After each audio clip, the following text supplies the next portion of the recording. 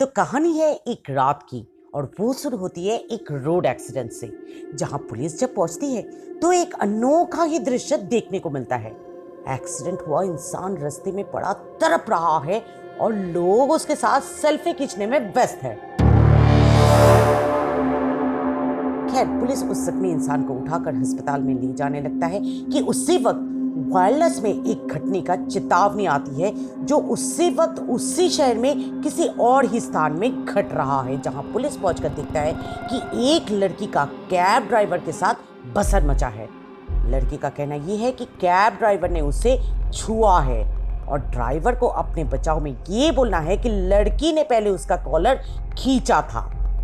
Police matter को वही निपटाने की कोशिश तो करता है, पर लड़की बात को आगे बढ़ाने की जिद में अड़ी हुई थी, इसलिए मजबूरन पुलिस दोनों को ही उठाकर थाने में ले जाता है।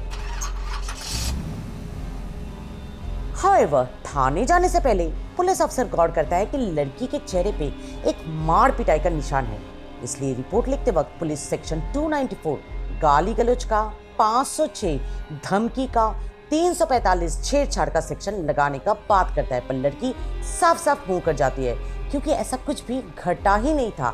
उसका कहना यह था कि कैब ड्राइवर ने हमें छुआ था, वो कैसे हमें छू सकता है, आप इस पर सख्त से सख्त कार्रवाई कीजिए। पर कैब ड्राइवर चीखता रहा, चिल्लाता रहा कि मैडम ने पहले मेरा कॉलर खींचा था। इतना भसन मच गया था थाने के भीतर कि पुलिस अफसर, जिनका भूमिका बहुत ही नामचीन अभिनेता के मेनन निभा रहे इस छोटी सी शॉर्ट फिल्म स्पर्श में, बहुत ही कंफ्यूज हो जाता है और दोनों को ही अलग अलग कमरे में बैठाने का निर्णय लेता है।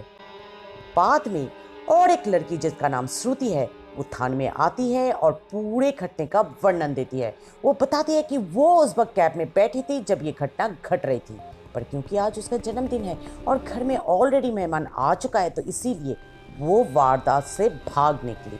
दरअसल हुआ यूं कि कैब में ओटीपी देकर बैठने वाली पहली यात्री श्रुति ही थी। फिर भी यह दूसरी लड़की कैब में बैठते ही जिद करने लगी कि पहला ड्रॉप उनको ही किया जाए। जब ड्राइवर नहीं माना, क्योंकि जीपीएस के अनुसार ही उसको रोड इंस्ट्रक्शन फॉलो करके ही गाड़ी चलाना होता है, तो लड़की उसका कॉलर पकड़ लेती है और उल्टा सीधा इल्जाम देने लगती है। ड्राइवर भी था सरफिरा। कॉलर छुड़वाने का 2-3 रिक्वेस्ट जब लड़की नहीं मानती है तो वो लड़की का हाथ झटक देता है और श्रुति इन सब झमेलों से डर जाती है और सामने का एक ऑटो पकड़ के वारदात से भाग निकलती है। पुलिस को अब तक सारी बात समझ में आ गया था, पर जब तक इल्जामकारी अपना कंप्लेन वापस लेती है तब तक पुलिस सब कुछ समझते हुए भी कुछ नहीं कर सकता है। तो के मेनन ने एक खेल रचा। कैब ड्राइवर को अलग एक कमरे में ले जाकर डंडे से पीटने का नाटक किया, जिसे सुनते ही लड़की भाग गई, पर श्रुति इस बार नहीं भागी। कैब ड्राइवर को बचाने के लिए आवाज का पीछा करते हुए उस खुफिया कमरे तक आ पहुंची।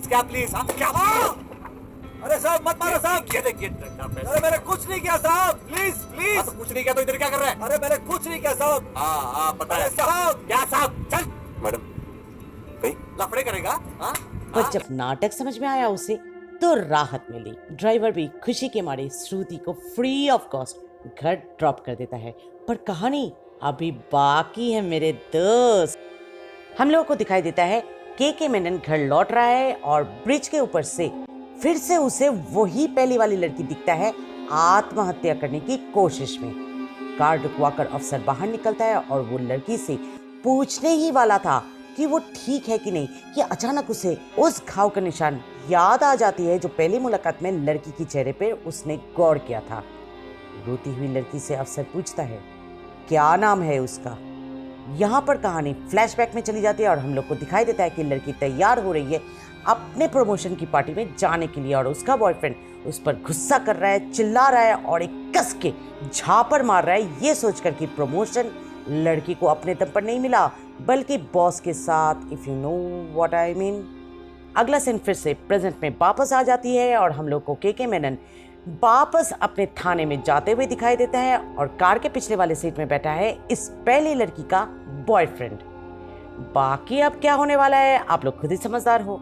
वैसे भी बॉयफ्रेंड के चेहरे पे एक कस के झापड़ का निशान तो दिख ही रहा है हम लोगों को। तो सवाल यहाँ पर आ जाते हैं घूम फिर कर कि कसूरवार कौन?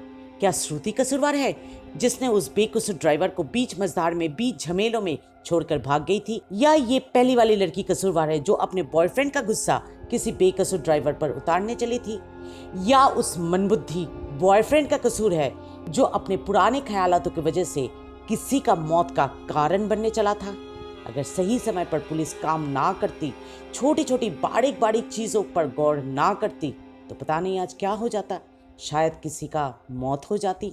इससे यही साबित होता है कि पुलिस अगर चाहे तो क्या कुछ नहीं कर सकता है। छोटी छोटी बातों पर गौर करके उस पर से पर्दा हटाकर रहस्य का उद्घाटन कर सकता है, स्कॉटलैंड यार्ड बन सकता है, शार्लक होम्स बन सकता है।